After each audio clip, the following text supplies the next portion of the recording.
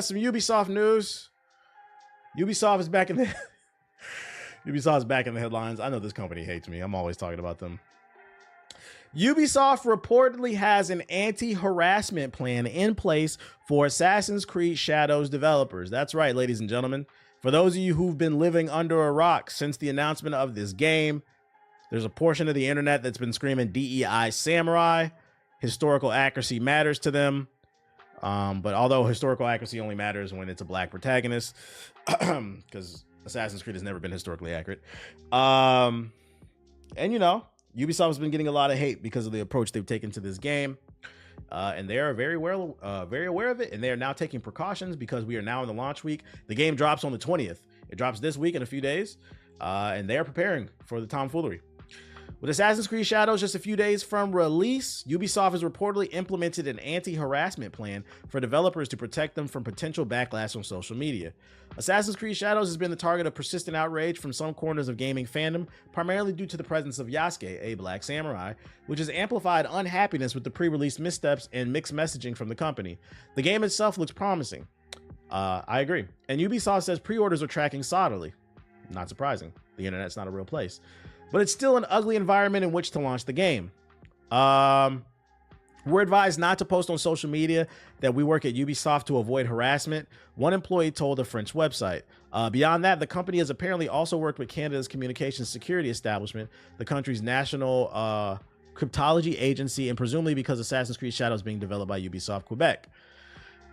It's an initiative from Canada, a source told the site. There's a team that monitors networks and acts quickly in an event of a targeted attack. Ubisoft also reportedly has psychological and legal support in place for employees who are targeted because of their association with the game, and activity on social media platforms will be monitored by a dedicated team backed by lawyers ready to file complaints where necessary.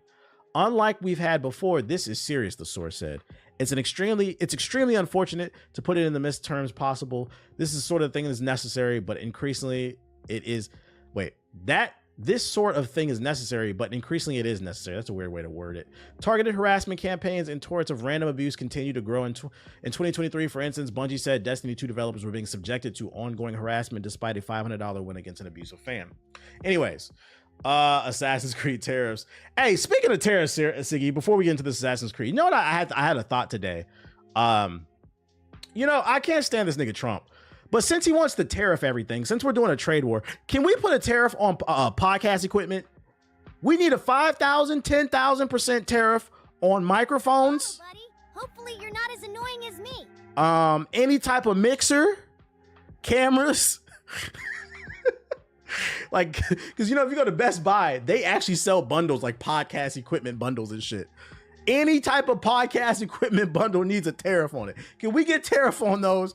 And you need to show some type of ID or something before you get that, to show that you are not crazy. The same way you got to sign up for a gun and you got to get a background check. If you want a microphone, you need a background check. I'm joking. That would actually lead to something terrible. Maybe if he wasn't president, but because he is and he's fucking crazy. Yeah, podcasting has done irreparable damage, man. But can we get a tariff on that shit? But back to Assassin's Creed Shadows, man. This doesn't surprise me. It's okay. You're allowed to dislike this game. I'm looking forward to it. I'm hoping it's good. I'm not saying it is. I'm hoping it's good. But I also believe you're allowed to dislike this game. You're not allowed to like it. I think a lot of the reasons are stupid because nobody's played this fucking game. You just don't like black people. But you're allowed to dislike the game. Where it gets weird is just like, I don't know, man. Maybe I'm getting old. But if I don't like something, I just don't focus on it. It seems like nowadays a lot of people just focus on what they dislike. And it's like, what do you gain from that? And then it's gotten to a point where like a lot of people are harassing these developers that are just doing what they were hired to do. A lot of times doing what they're told. Y'all need to be mad at these suits. Not harass them, you know, give them a stern, you know, talking to, but a lot of times they're subjected to these executives, you know, the Gabont family. That's who you should be mad at. But you're yelling at these developers, fucking threatening them over pixels. I can't stress this enough. Video games are not food and water. It's not something you need. It's something we like to do. It's supposed to be a leisurely thing to help you relax. But instead, video games have turned into this thing where it's getting people worked up. It's not that deep. If you genuinely think this is a woke piece of shit and Ubisoft deserves to die, stop talking about it, and just don't buy the game. That's actually how you could do the most damage to Ubisoft. Crazy, right? At the end of the day, dude, who gives a fuck? Like, it's just games. But like I've always said, I'm never going to condone the way some people be acting on Twitter. Although I also think, because you know bots are on the rise too, that dead internet theory shit is starting to look real to me. You could just like JG tweeted something earlier, and like you could just tell they're fucking bots. Like, let me see. So like I always question, are you talking? And that's why I don't engage with a lot of stuff, because it's hard to tell what's real and what's not. JG, but he has some. Why do you not show up? UTXJG, though. Is that your name? Let's see. What tweet was it where I saw him? He had bots on it. It was this one. Was it this one? Nah, X is at least 50% bots. Nah, because it had a bunch of replies on it. Was this one? Oh yeah, it was this one. So he was so it's funny because we're talking about this. So he was responding to this article, which is talking about the same thing, about how they're putting, you know, procedures in place to stop the harassment. And JG said to everyone in the comments who either don't understand or are being ignorant, you all know what actual harassment looks like. Going to the extremes, basically saying he's not talking about people who are critical of the game. Going to the extremes of wanting the dev team to be doxxed, wishing harm against them, etc., is all what it all falls under. We've seen a lot of it. It's true. And then I scrolled down, and like right here, I feel like this is a bot right here. So basically everything you woke leftist clowns are doing to conservatives right now. Like, this looks like this is not a real person. This is not a real person. And then right here, we've seen it a lot. Yeah, especially from people that want to censor others. Just speaking in buzzwords. And like I saw a video the other day on YouTube. There's this site is definitely full of bots. A bot farm got exposed because they forgot to pay their ChatGPT bill, because when they went to put out a tweet, it said you needed more tokens to basically fulfill the prompt or whatever, and the person didn't cover their tracks or whatever. So there are people on Twitter who are paying bots to basically just respond to anything and disagree and start division and shit like that. You got to be able to spot that stuff. People literally look for things to disagree with on Twitter. It's exhausting. That's why I don't be on Twitter that much anymore. I get my jokes off and I get off. I'm like, man, this shit is unhealthy. Once again, I can't stress enough. If you're not interested in the game, that's fine. If you don't like the game, that's fine. I don't even care if you don't like Sasuke being black, because black people are going to be great regardless. That's why you hate us, because you ain't us. You ain't got to like us. Your white women do. I don't indulge in it, but they'll indulge in us if I let them. What am I about to say? You said what happened to Blue Sky? Blue Sky is still growing, Siggy. I just checked. I think it's at 31 or 32,000. Blue Sky, 30 million. I just tweeted on it the other day. I still use it. Blue Sky growing. There's a tracker. Blue Sky tracker. I think the last time I talked to you about it, it was at like 20 million. But no, that's not it. Blue Sky user counter. Last known count 33 million. Yeah, the last time I talked to you about it, Siggy, they were at 20 million.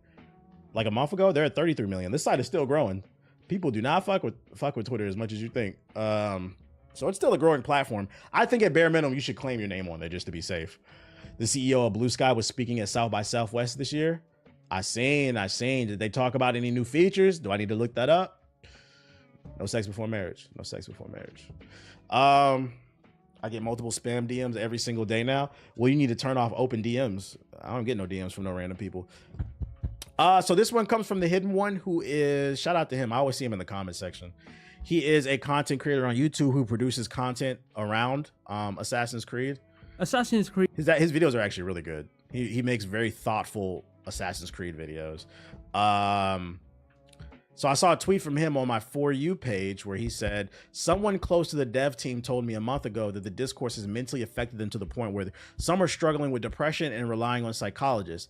I get that it's easy to laugh at Ubisoft because of the slop that they put out recently, but seeing actual regular devs and employees who are just following orders go through this is messed up. And it's not even just Ubisoft. It goes to all studios. Of course, the usual people in the replies and grifters are celebrating and mocking this, which is expected from them. They see all 19 plus developers as one single thing, and when they shouldn't be grouped. So he's got insider knowledge, letting people know, and then he posted like these DMs without any screenshots or whatever. Ubisoft has made psychology services available in several studios to address this problem. I don't know how many employees are depressed. My friends have told me that they've always gotten along very well in the company. Among them, the DEI is normal because they are a multicultural team united by a common goal.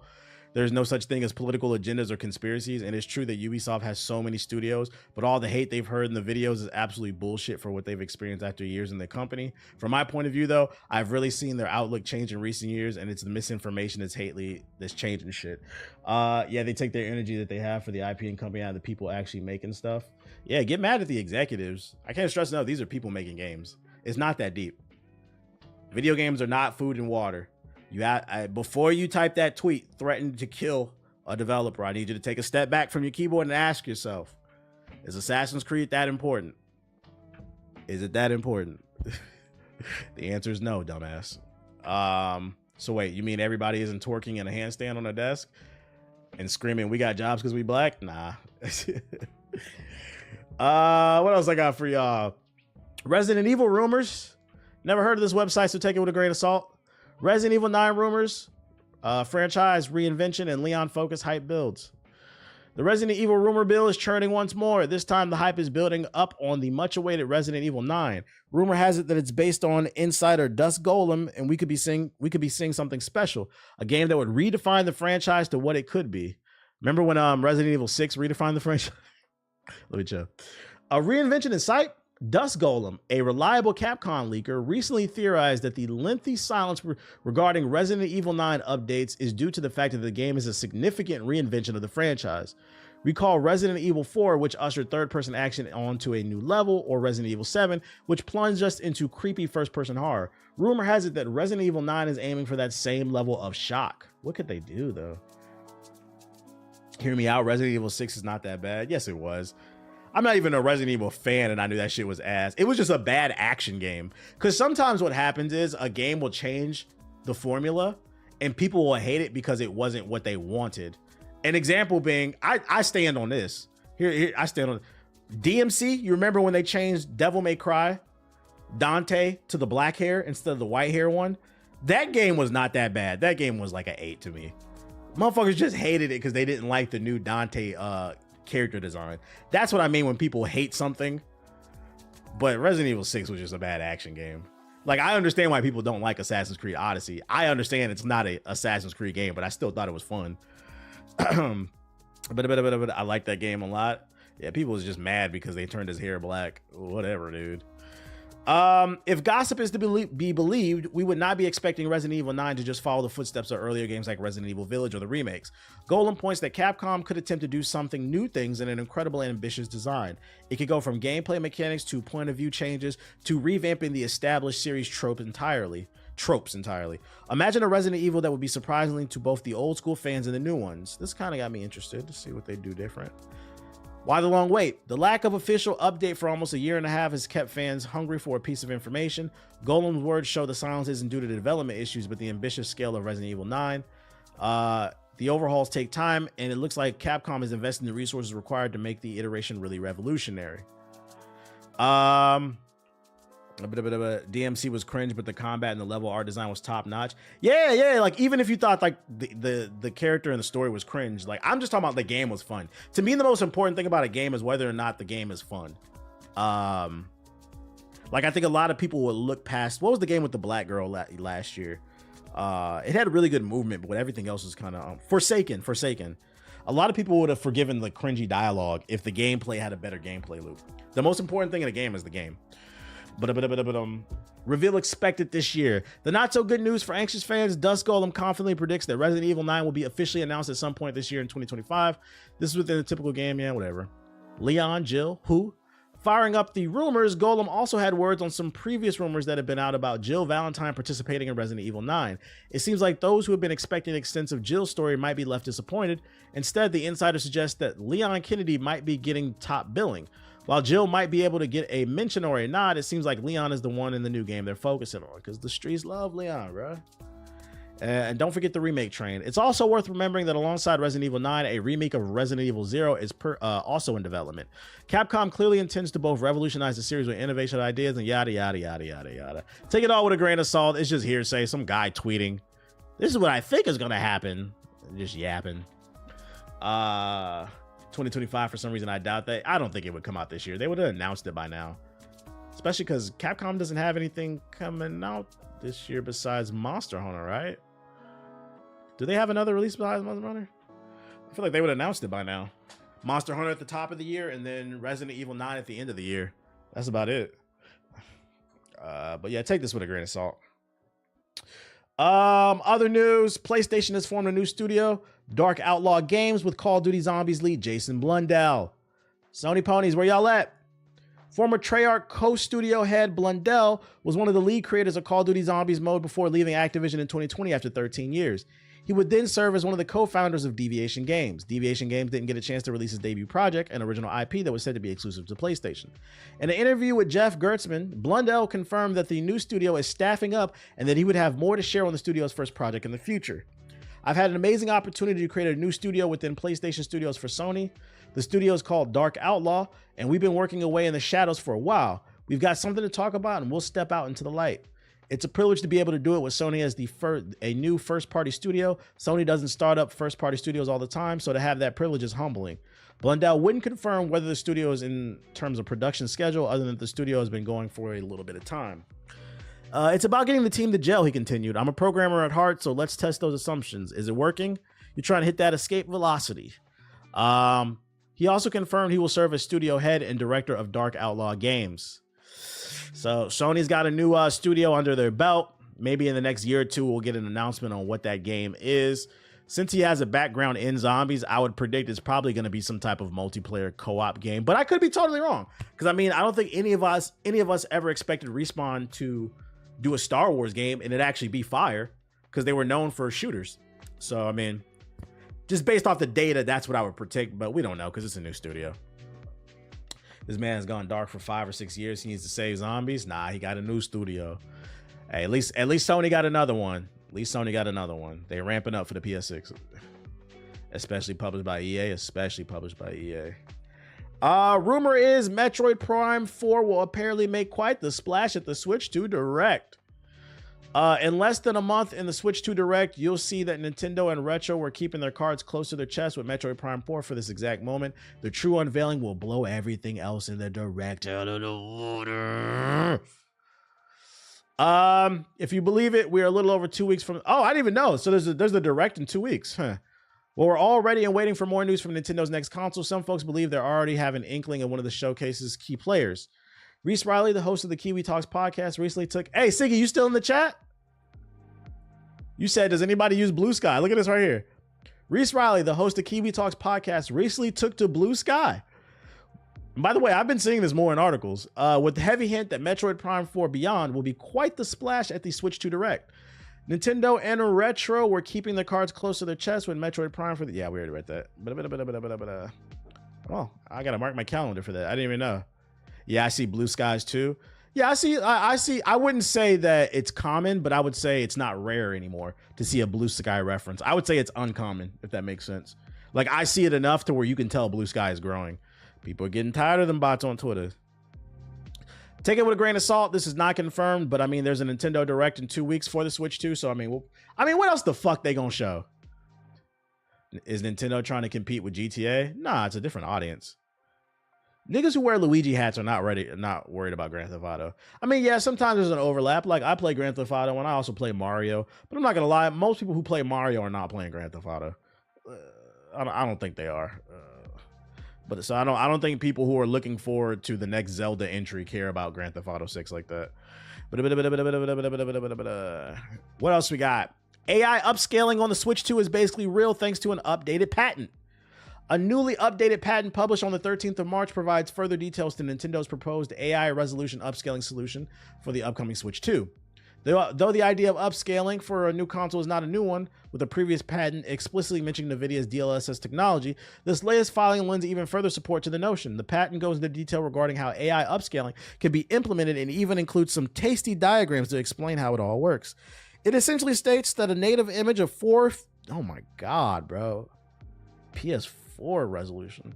A native image of 540p can be upscaled via image conversion and therefore output at 1080p The theory with this is that Nintendo could be able to release games that require less storage than those that would otherwise display natively at a higher resolution. Or they're trying to make it to where games like what was it? The Tears of the Kingdom? That shit ran like dog shit. That shit was probably running at 540p with no goddamn anti-aliasing. That's probably what it is for. So if you want to play Tears of the Kingdom, you could bump it up to real 1080p. But that still doesn't change the fact that the best version of Tears of the Kingdom is on PC because you could play it in 4K, allegedly. What? The only people who don't know this are Nintendo niggas. Niggas who wrap fucking GameCube controllers around their neck for fun. On some 50 Shades of Grey shit. 50 Shades of Nintendo niggas. Anyways, shh, we ain't gonna speak too much about the 4K Nintendo. Star Wars KOTOR's troubled remake is still coming, suggests the studio's latest comments. It's been almost a year since Saber Interactive last shared an update on its reportedly troubled Star Wars Knights of the Old Republic remake, but despite the ensuing radio silence, it's now insisting everything that we've talked about is still in development. A Star Wars Knights of the Old Republic remake was first announced. Is that the end of the article? That is. Well, they said it's still coming. Random, but have you checked out the season finale of Invincible? I did. It's fire. I love Conquest. I love Conquest. I love Battle Beast. I love crazy ass characters. But I don't want to talk about it because not everybody watched it. So I don't want to spoil anything. But I wish they would have fleshed out the Invincible War a little bit more. But Conquest showing up is fire. I'm ready for Thrag. I need some advice. How do you deal with being too hard on yourself? I don't be hard on myself. I don't focus on things I can't control. That's the solution. What are you getting mad about if you can't control it? But Conquest is wild. I love crazy ass characters, bro. I love characters that are just evil for no fucking reason. I'm so sick and tired of comic books and movies writing characters where they write villains that try to make you sympathize with the villain. And don't get me wrong, I love a good villain that you can like sympathize with because they have a story that you understand. The problem is I feel like Hollywood's been doing it way too much and they're not doing it good. Like I feel like we all understood Killmonger, but I feel like Hollywood has been putting too many characters in these stories where it's like a nigga will get fired from working at Amazon and now he wants to destroy the government. I'm like, I don't really like empathize with that. Like, so like for me, I like a healthy balance. I like a villain where you can empathize with them, but I also like crazy niggas, bruh. Like I like the Joker. Like sometimes it doesn't need to be that deep. Sometimes we just need a crazy nigga. Did you like Powerplex? Powerplex was good. Powerplex was good. He was without spoiling too much, he was a good villain because I feel like they fleshed out why he was upset with Invincible. And I think the reason they did him justice is because his family was killed, so that was kind of the tipping point. But what made him fly off the handle is when he tried to talk to the feds, and he spent like a year building a case. And when he tried to talk to the police was like, nigga, that's Invincible. Who gives a fuck? So like it made sense why he turned. He turned not because Invincible accidentally killed his family. He turned because the system failed him. That's good writing. That's good. Like I fucked with that. That was good writing. But niggas get fired at fucking Jamba Juice and be ready to destroy the world. Like I'm good. Yeah, he was forced to. The nigga had to do it to him. He had to do it to him. He got the black experience. He got the black experience. So I liked Powerplex. I saw that I got like an ad the other day. Apparently, I don't know if it's because of the success of Invincible or if they already had this in the works for a while, but I saw that they're launching a spinoff comic book for Invincible. Battle Beast is getting his own comic book line. It's supposed to come out in May, I think. I'm definitely getting issue number 1. We got to get that for the collect. Maybe the writer decided to turn it up because he saw the success of the show. But Battle Beast is getting his own comic book line, so it drops in May. It doesn't have a release date, but I'm keeping my eye on that because I'm getting issue number 1. I need that collection, baby. You can pre-order it. Hold up. Battle Beast, Invincible comic. What did you say in the chat? Do you think it's a problem if villains are not complex and only evil? I know that's what a lot of people complain. No, I don't. It doesn't. Sometimes it doesn't need to be evil, as long as what they're doing is grand. Is this no? Where you pre-order it from, bruh? Is this it? This was the cover. Yeah, it's only $3 too. Oh, May 14th it comes out. Yeah, he getting his own spinoff, which got me excited because I'm like, oh, if he's getting his own comic book, now I can. What if Amazon greenlights the Battle Beast TV show? He's one of my favorite characters, so like I fuck with it. We might get a Battle Beast TV show. If you want the link, here you go, chat. Shout out to Spacer with the sub. Is it gonna be a prequel? I don't know. I just know this nigga fun of fade niggas, bro. I'm saving that right there. I dropped the link in the chat if you